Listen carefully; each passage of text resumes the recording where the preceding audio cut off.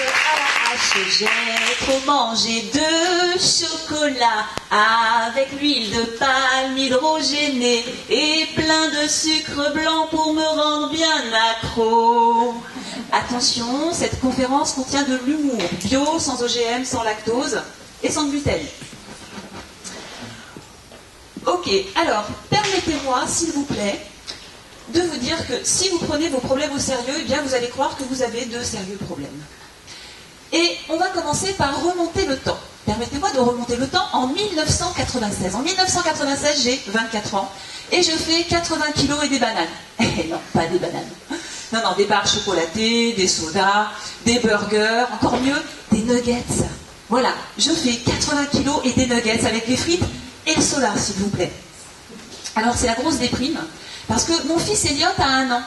Et moi, je croyais qu'après l'accouchement, eh bien, on perdait tout le poids qu'on avait pris pendant la grossesse. Eh bien, c'est une chose mensongère, figurez-vous. Parce que ce qu'on ne vous dit pas, c'est qu'une fois que vous accouchez, en fait, c'est une crevette dont vous avez accouché. Mais qu'est-ce qui reste? Vous, moi, c'était la baleine. Et donc, 1996, voilà, c'est cette grosse déprime. Et puis, le temps passe. 1997. En 1997, en fait, je m'enfonce dans la malbouffe du désespoir. Mon mari, lui, je me trompe parce que ma libido, elle s'est fait la malle avec ma silhouette de jeune fille. Mais mon mari aussi grossit, figurez-vous. Non, alors, c'est pas mon mari qui passe. En fait, les images passent avant que je zappe. Tu sais, il doit y avoir un temps à chaque fois, donc il faut que je fasse gaffe. Donc en fait, mon mari, lui, il a grossi parce qu'avant le mariage, quand il voyait ce qu'il y avait dans le frigo, il retournait dans le lit. Mais après le mariage, quand il voyait ce qu'il y avait dans le lit, il retournait dans le frigo. Donc il a pris autant de poids que moi.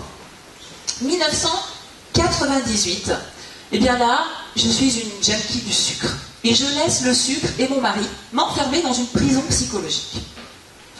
1999, là c'est le gâteau sous la cerise de trop. Arrête, Georges. C'est la goutte de soda qui fait déborder la cellulite. 1999, c'est le jour du divorce. Mon fils Elliot a 4 ans.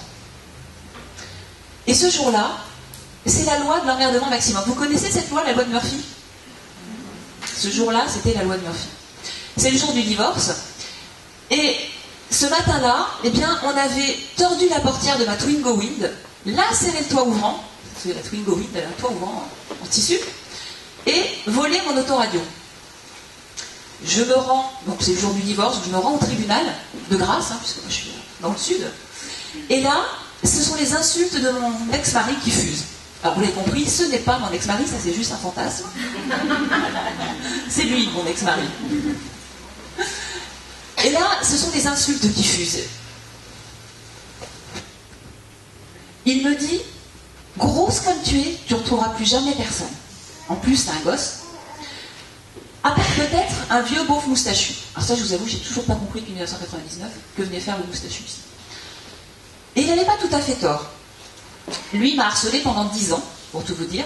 Mais ce qu'il ne savait pas, c'est que cette expérience m'a en fait enrichi énormément.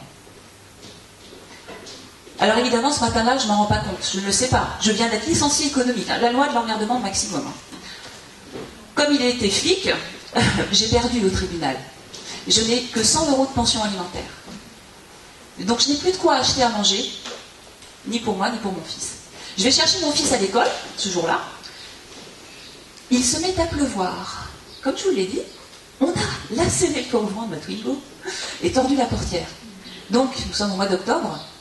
Il pleut dans la voiture, sur moi, et sur le côté aussi. Donc j'ai froid, il pleut, je pleure, je me sens grosse.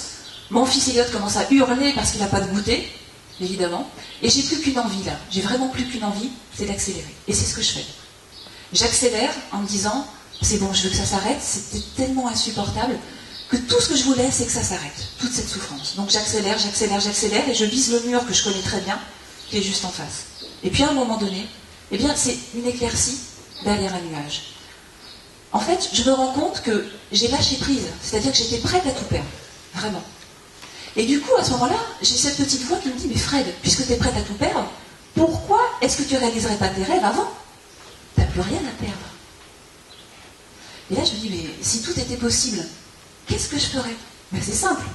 Je reprendrais mes études, j'en ai toujours rêvé, mais mon ex-mari ne voulait pas. Une femme ne reprend pas ses études. Je voulais mincir, évidemment, et sortir de la dépression.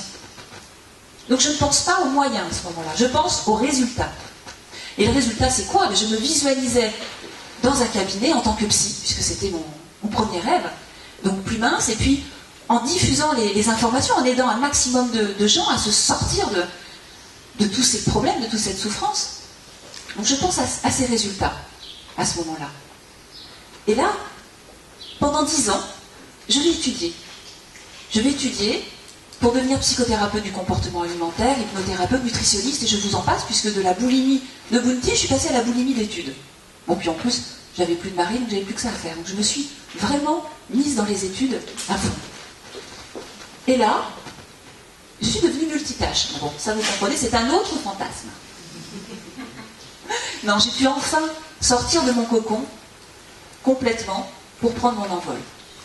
Et là, de la taille 46, je suis passée à la taille 36. Ah non, mais t'arrêtes là, Frédéric. Non, j'y tiens. Ah ouais, quand même. De la taille 36. Ah, tu t'es peut-être embêté avec le micro. On va s'arrêter là, Frédéric, je suis tout seul. Voilà. La taille 46, je suis passée à la taille 36. Bon, le seul problème, mesdames, je vous le dis, c'est pour le porte-monnaie, parce que les fringues, ça coûte cher. Donc me voilà, je ne suis pas retouchée par ordinateur. Donc vous l'avez compris, maintenant, ça fait 18 ans en fait, maintenant 18 ans que l'histoire dont je vous parle est passée, et que je suis maintenant, au-delà d'être mince, comme je ne l'ai jamais été auparavant, c'est surtout l'état d'énergie dans lequel je suis que j'aimerais vous transmettre. C'est surtout ce bien-être, cette santé aussi, parce que je ne suis pas malade, je n'ai pas de soucis particuliers, au contraire, c'est une forme et cette énergie qui peut se diffuser, se ressentir. Alors aujourd'hui, j'ai encore un rêve, évidemment, puisque je suis toujours là devant vous, j'ai encore un rêve. Et ce rêve, en fait, c'est de pouvoir épargner les gens que j'aime, des maladies neurodégénératives, des cancers. C'est pouvoir aider ceux qui en ont besoin, que mes connaissances soient utiles à ceux qui en ont besoin. Alors, je n'ai pas la science infuse. Je vous le dis tout de suite, je ne détiens pas la vérité non plus. J'ai appris auprès d'experts. Ce que j'ai réussi à faire, en fait, c'est du para-comprendre, heureusement, mais à faire des ponts entre des disciplines qui sont généralement très éloignées. Et ce qui nous permet, justement, d'avoir quelque chose de global et de logique. Alors, ce rêve d'éviter à ceux qui le souhaitent d'être mal, quel que soit le symptôme, c'est grâce à vous qu'il peut se réaliser, parce que si vous n'étiez pas là, mon rêve ne servirait à rien. Alors merci d'être venu, parce que c'est grâce à vous que je vais pouvoir continuer à réaliser ce rêve. Et je rêve de ce bien-être, de cette compassion. Alors vous savez, il suffit d'une seule personne pour contaminer positivement le monde. Et ça, c'est extrêmement important. C'est un message que je veux faire passer aujourd'hui, parce que souvent, on croit qu'à notre tout petit niveau, on ne peut rien faire. Vous avez vu, dire le monde, souvent, quand on parle entre nous, on se dit le monde part en cacahuète, c'est du grand n'importe quoi, on a très peur de ce qui va se passer. Et puis, on compte sur qui pour changer ça? On compte sur les politiciens, honnêtement? On compte sur les industriels? Sur qui on devrait compter vraiment? Eh bien, on devrait compter que sur nous, parce qu'à notre petit niveau, eh bien, on est aussi puissant qu'un moustique dans la chambre quand vous essayez de dormir. À notre petit niveau, en fait, si vous aussi, vous souhaitez changer votre monde, eh bien, sachez que chaque impact de votre comportement à l'instant présent va changer notre monde. C'est nous, individuellement, qui pouvons changer les choses. Et ça, il faut en prendre conscience. Nos actes présents vont faire vraiment la différence.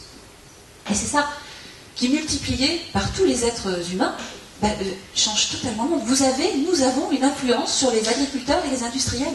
Ils suivent le mouvement. Eux veulent quoi? Du profit. Mais nous devons penser à notre santé. Votre mode de consommation détermine l'évolution du monde industriel. Alors, si aujourd'hui je ne peux changer, ou si je peux plutôt améliorer la vie d'une seule personne dans la salle, j'estimerais que j'ai réussi à commencer à changer le monde. À la fin de la conférence, je vous présenterai aussi les thérapeutes qui travaillent avec moi. Nous avons fondé un réseau d'hypnonutritionnistes qui sont partout en France, et donc il y en a à Paris et dans la région, et donc ils viendront se présenter à la fin. Et vous pourrez également parler avec eux, échanger, parce que pour ceux qui sont dans la région, vous pourrez directement aller les voir pour vous aider si vous en avez besoin. Donc ça, on en parlera. Alors voilà, nous allons pouvoir commencer la conférence. Maintenant, je suis Frédéric Châtaignier, je vous remercie d'être là. Et je vais essayer, tant bien que mal, de répondre à toutes les questions que vous pouvez vous poser. Parce que comme l'a dit Yves tout à l'heure, on a un souci avec toutes les informations. On est noyé dans des informations qui ont toutes l'air plus logiques et réelles les unes que les autres. Et on ne sait plus s'y retrouver. Et donc il faut faire le tri là-dedans et essayer de remettre vraiment, je dirais, la logique et la jugeote dans tout ce qu'on nous dit. Parce que malheureusement, effectivement, le monde est biaisé actuellement. Et les études scientifiques que l'on vous donne et qu'on remet à la plupart des médecins sont directement influencées par les labos. Donc on peut vous faire croire n'importe quoi avec une étude scientifique à l'appui. Donc il faut arriver à s'y retrouver là-dedans. Alors, l'hypnonutrition, c'est quoi? C'est la méthode que j'ai fondée, donc sur la base de tous les grands pontes qui m'ont formé. Il y a de la nutrition, il y a de la nutrithérapie, de l'hypnose et de la psychologie. Nous allons faire le tour de différents points qui me semblent essentiels. J'ai essayé de vous transmettre un maximum d'informations pour vous aider à évoluer positivement et vous libérer des symptômes qui peuvent peut-être vous pourrir la vie. Là, je vous présente Pierre. Pierre est venu à un stage, donc en septembre 2014. Il faisait 145 kilos et 6 mois après, il faisait plus que 100 kilos. Il a perdu 45 kilos en 6 mois. C'est un chef d'entreprise qui avait de l'apnée du sommeil, qui avait, comme il le dit dans mon premier livre, une forte addiction au bon whisky. Et avec le stage, il a réussi à se défaire de son addiction au whisky. D'ailleurs, il m'en veut beaucoup pour ça. Et à retrouver la qualité du sommeil, la qualité de vie.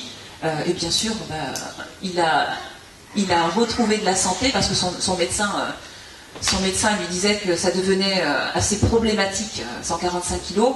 Vous savez que du jour au lendemain, vous pouvez faire une rupture d'anévrisme, une maladie cardiovasculaire, et puis c'est quand même assez dangereux. Alors, ça marche sur les hommes et ça marche sur les femmes aussi. Là, je vous présente Patricia, qui est à Marseille. Quand elle est venue me voir, en 2012, elle faisait 95 kilos. Et, je ne sais pas si on voit bien, après 2 mois, elle faisait 83, et après 6 mois, 64. Et aujourd'hui, elle fait 57 kilos. Vous pouvez d'ailleurs la voir en reportage sur notre site internet sur poigtdubonheur.com ou même sur YouTube. Si vous cherchez ma chaîne YouTube Frédéric Châtaignier, on a été interviewé par Sophie Davant sur France 2. Ils ont fait un reportage et la thérapeute qui intervient, c'est Patricia que vous voyez là, qui est maintenant devenue hypnonutritionniste. Elle était infirmière à la base et elle œuvre à la clinique Félicia à Marseille. Et donc c'est... Ah, on m'entend mieux. Donc elle s'est formée à la méthode et on la voit dans le reportage. Et puis ça fait des années. On a le recul maintenant, ça fait quand même donc, plus de 15 ans que j'exerce. On a le recul, si vous voulez, pour savoir que ça fonctionne, comment ça fonctionne, et puis comment s'adapter en fonction des différentes problématiques. Je dis bien. Alors, il y a beaucoup de choses que je veux faire passer comme message aujourd'hui, et la première des choses, c'est que je voudrais vraiment mettre un coup de pied dans le dogme de la diététique et des régimes. Parce que, est-ce qu'il y en a parmi vous qui ont déjà fait un régime? Oui? Oui? Il y en a que je connais. Alors, vous avez fait des régimes parce qu'on vous a dit quoi? Que ce soit les nutritionnistes ou les diététiciens, on vous a dit que pour maigrir, il fallait quoi? Il fallait manger moins calorique que ses dépenses énergétiques. C'est pas vrai? Tout est basé là-dessus. Soit vous comptez des points, soit vous comptez des calories, soit vous comptez l'activité physique que vous faites, soit vous regardez les calories de la nourriture pour ne pas dépasser. Et vous faites quoi? Vous faites attention. Faire attention à ce qu'on mange. C'est depuis que je ne fais plus attention aux calories, j'entends bien, que j'ai massé. Alors, une calorie, c'est quoi? Une calorie, c'est une unité de mesure, calorifique, mesure de la chaleur. C'est-à-dire que ça correspond à la quantité d'énergie nécessaire pour élever 1 gramme d'eau à pression atmosphérique normale. Donc déjà, il faut être à pression atmosphérique normale. À la montagne, ça marche plus pareil, dans l'espace, on n'en parle même plus. Donc, une calorie n'a rien à voir avec votre poids, ça a à voir avec le fait de réchauffer l'eau de votre corps. C'est pas tout à fait pareil. Donc, on ne va pas brûler de la graisse si on a moins de calories que ses dépenses énergétiques. Il y a plein de choses à prendre en compte. Donc, première erreur d'appréciation. Mais c'est un homme aux États-Unis, dans les années, au départ 30-40, et puis après en 70, c'est devenu vraiment le dogme de la diététique. Si on grossit, c'est à cause des calories des aliments. Et puis en fait, on s'est rendu compte depuis longtemps que ça n'avait rien à voir avec ça. Mais vous savez le temps qu'il faut pour une machine aussi énorme, le temps qu'il faut pour rechanger les mentalités, c'est très long. Si les calories étaient le problème, ça voudrait dire concrètement que 1000 calories de sucre, alors 1000 calories de sucre, ça ne fait pas beaucoup en quantité, 1000 calories de sucre, ça équivaut à 1000 calories d'avocat. C'est ce qu'on dit dans tous les régimes. 1000 calories, c'est 1000 calories, on est d'accord. Par contre, il y a effectivement une question de volume. 1 kg de plume et 1 kg de plomb, vous êtes d'accord? C'est la même chose? Oui et non. C'est pas le même volume du tout et ça n'a pas le même impact. Je préfère me faire tomber 1 kg de plume sur le nez qu'un kilo de plomb. Ben là, c'est un peu pareil. 1000 calories de sucre va avoir un impact sur notre organisme que 1000 calories d'avocat n'auront pas du tout. Alors on va voir en détail. Si on prend des calories de sucre, eh bien on va avoir une excitation des cellules nerveuses. Les cellules nerveuses se nourrissent exclusivement de sucre. Donc chaque fois que vous réveillez vos cellules nerveuses, elles vont vous réclamer du sucre. Première des choses. Ensuite, ça va nous rendre irritables et puis donc accro au sucre. On va avoir la prise de poids et la cellulite. Le sucre se transforme en triglycérides. Vous avez dû entendre parler dans les analyses sanguines. Triglycérides en termes féminins, ça veut dire cellulite. Le diabète, vous connaissez, directement lié au sucre. Mais ce qu'on commence à savoir aussi, c'est qu'on a plusieurs diabètes. Il y a le diabète de type 1, c'est une maladie auto-immune. Le diabète de type 2 qui est dû justement au sucre. Et le diabète de type 3. Vous connaissez le diabète de type 3? Pourtant, c'est une maladie qui est en pleine expansion. Il y en a de plus en plus et de plus en plus jeunes. Ça s'appelle Alzheimer. Alzheimer est un diabète de type 3. Ça veut dire qu'on a compris maintenant que le sucre allait directement grignoter le cerveau, grignoter les neurones. On a des pertes de mémoire. Forcément, puisque ça va être lié après avec Alzheimer. On a une prolifération de bactéries. Est-ce que vous savez que les bactéries se nourrissent de sucre? Si vous connaissez déjà le kéfir, par exemple, ce sont des bactéries, on va les nourrir de sucre pour les faire croître. Eh bien, plus vous mangez du sucre, plus vous nourrissez des bactéries pathogènes dans vos intestins. Donc des bactéries dont on n'a pas besoin, qui vont provoquer des candidoses, par exemple. La candidose, ce sont les champignons qu'on a dans les intestins qui vivent en symbiose avec nous, mais qui vont être réveillés. À un moment donné, notre flore intestinale va s'affaiblir et on va avoir des bactéries pathogènes, donc responsables de différents symptômes. Ça va nourrir les cellules cancéreuses. Peut-être avez-vous déjà entendu dire que le sucre nourrissait le cancer. C'est à cause de ça, en fait. On a remarqué qu'il y avait beaucoup de bactéries au sein des cellules cancéreuses et des mauvaises, et du coup, on va les nourrir. Ça va accélérer le vieillissement et la neurodégénérescence. Les candidoses, j'en ai parlé, les mycoses. Donc, les mycoses sont directement liées avec les candidoses intestinales. Donc, justement, prolifération de bactéries. Donc, déjà, vous voyez que le résultat en calories de sucre, on a un petit problème de qualité de symptômes, on va dire. Si, à calories égales, on prend à la place du sucre de l'avocat. Vous allez me dire, l'avocat c'est gras. On vous dit dans tous les régimes, évitez l'avocat. Ça fait grossir, soi-disant. Eh bien en fait, l'avocat, lui, il va être riche en vitamine E, B, zinc.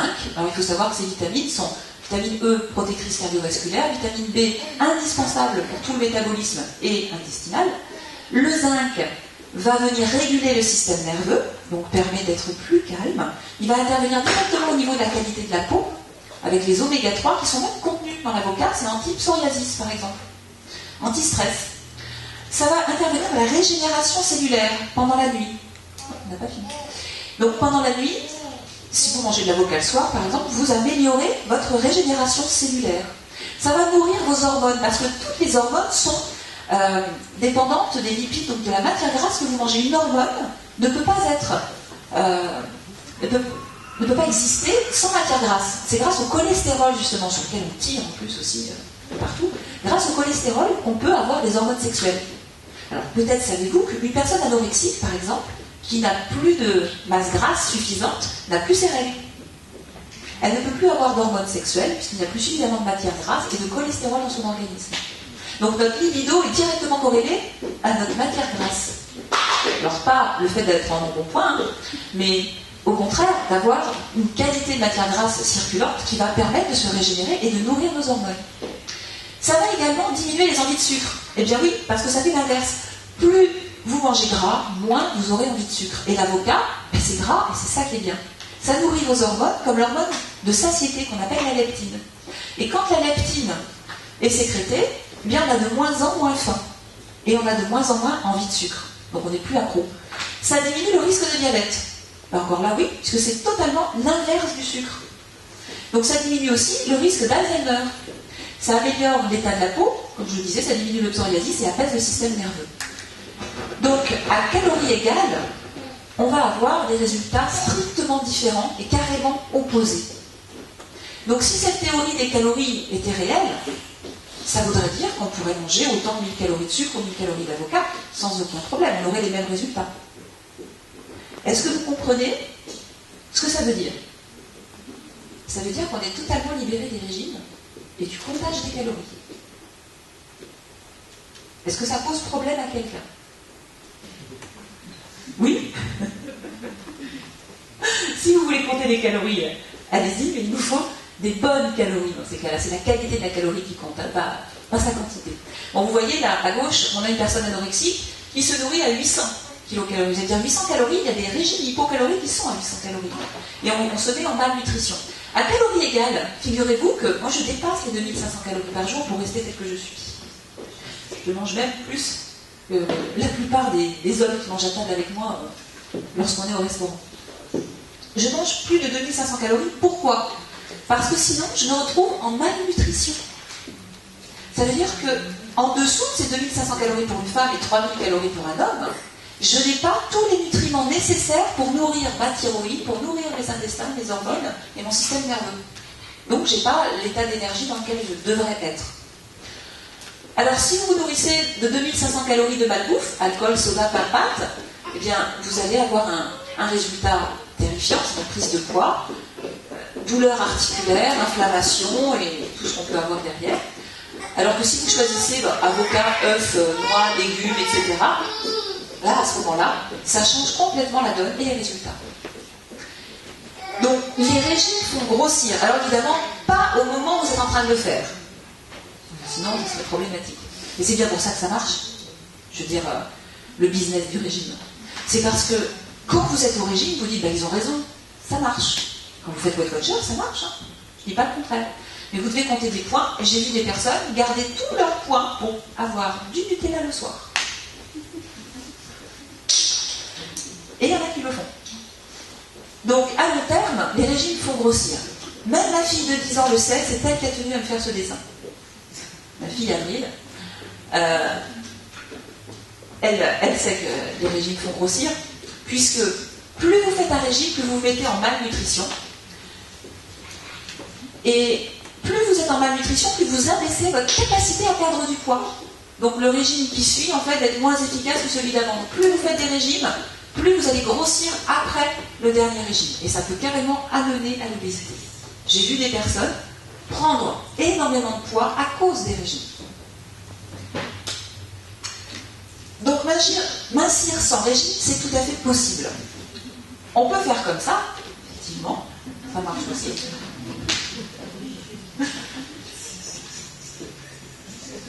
Et qui dit régime dit produit light. Est-ce qu'il y en a parmi vous qui consomment encore des produits light? Non, ça y est, c'est fini? Tout le monde sait que les produits light, ça fait grossir? On vous vend ça comme des produits régime. Des produits, justement, qui vous aident à perdre du poids. On est d'accord. Et c'est un sacré marché. Sauf qu'on a fait des études. Alors là, on ne voit pas bien, du coup, c'est un petit peu décalé. Mais ils ont fait des études en Australie, par exemple, en 2014. Et ils ont remarqué qu'en consommant que des produits light, barres de céréales, jus de fruits et yaourt à 0%, donc ça fait 100 grammes de sucre pendant 60 jours, c'est 10 cm de graisse abdominale qui a été prise, plus de la fatigue chronique, plus de l'augmentation de l'inflammation. Alors il y a même un film qui s'appelle That Sugar Film, qui est sorti en 2015, où on le voit. Parce qu'en réalité, ce ne sont pas les calories qu'il faut combattre, c'est le sucre. Et si je dis le sucre, entre guillemets, en fait, c'est ce qui va nous poser le problème. Alors lui, Coluche nous disait qu'il faisait 2 régimes parce qu'avec un seul, il n'avait pas assez à manger. Il avait tout compris. Plus vous faites un régime hypocalorique, en fait, donc c'est manger moins calorique que ses dépenses énergétiques, et plus vous faites souffrir votre organisme. Et au fur et à mesure du temps, vous allez de moins en moins réussir à mincir, et vous allez vous dire, bah, c'est le temps, c'est l'âge, où j'entends souvent, c'est la ménopause. Non. Ma maman et ma grand-mère ont perdu tout le poids avec la méthode Châtaignier. Et ma maman, au moment de la ménopause, m'avait fait remarquer qu'en fait, ce qui l'avait fait grossir, c'est qu'au moment de la ménopause, on a tellement peur de prendre des centimètres que souvent, on augmente sa consommation de produits light. J'ai vu beaucoup de personnes, vas-y.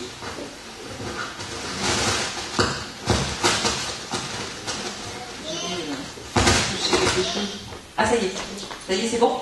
On entend quand même? Bouge plus.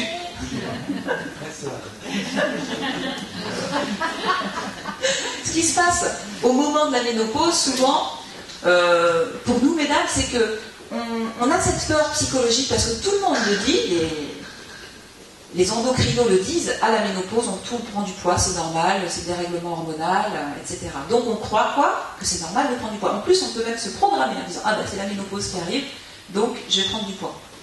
Mais souvent, ce qui se passe, c'est que à ce moment-là, on se met à prendre des yaourts light, des petites choses light, du soda light. Et le light fait prendre du poids au niveau de la ceinture abdominale.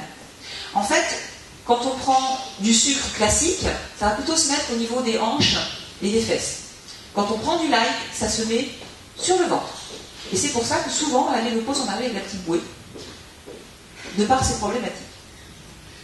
Alors, ça devient pour certaines personnes une vraie prison psychologique, parce qu'on essaie de faire un régime, ça marche au début, puis ça marche plus après, puis on ne sait plus quoi faire, et puis on n'arrête pas de se peser, et puis d'être obsédé par son poids. Et ça arrive à ce que j'appelle la malnutrition de la thyroïde. Alors la thyroïde, elle est directement impliquée dans notre poids. C'est vrai que si une thyroïde fonctionne bien, tout le métabolisme fonctionne bien, on élimine bien, on a de l'énergie, et on perd du poids facilement. Vous savez, si on est en hypothyroïdie, il se passe quoi? On prend du poids, le transit se ralentit, on est fatigué. Or, quand on est en malnutrition, c'est la première des choses qu'on va toucher, la thyroïde. La thyroïde, c'est cette espèce de petit papillon qui est sur la trachée et qui a d'énormes besoins. C'est le thermostat réel de notre corps. C'est elle qui régule la température. Et c'est pour ça que, mesdames, souvent, on a froid aux pieds et aux mains. Il y en a beaucoup qui ont froid aux pieds et aux mains. Toutes celles ou ceux qui ont froid aux pieds et aux mains ont une thyroïde faible. Et ne le savent pas forcément parce que ça ne se voit pas dans les analyses. On ne pousse pas assez l'analyse sanguine. Mais déjà, c'est vraiment un élément qui marque que la thyroïde fonctionne mal. La thyroïde a besoin d'iode, tout le monde le sait. Mais elle a aussi besoin de vitamine D, ça personne n'en parle. Or, on est 90% de la population française carencée en vitamine D. Donc, comment voulez-vous que la thyroïde fonctionne sans vitamine D? Et le problème, c'est que la vitamine D, elle n'est que dans les produits gras. Dans le foie de morue, dans l'œuf, dans le beurre, ou dans le soleil. Et on vous fait peur aussi avec le soleil. Et le cholestérol. Il faut du cholestérol pour avoir de la vitamine D. Sans cholestérol, pas de vitamine D. Sans soleil, pas de vitamine D. Si vous faites baisser votre taux de cholestérol et que vous couvrez ou vous mettez de la crème pour aller au soleil, pas de vitamine D. C'est pour ça qu'on a chuté en France avec la peur du cancer de la peau et du cholestérol. Or, la vitamine D est le deuxième élément le plus important pour la thyroïde. Sachez que si on a un bon taux de vitamine D, on remonte de 30% son taux de testostérone, même chez les femmes. On a aussi la testostérone. Et quelle est la différence entre un homme et une femme par rapport au poids? On sait, on le dit d'ailleurs, un homme perd plus facilement de poids qu'une femme, c'est pas vrai? Pourquoi? Parce qu'il a plus de testostérone. La testostérone, c'est ce qui permet de faire de la masse musculaire. Or, une femme aussi en a.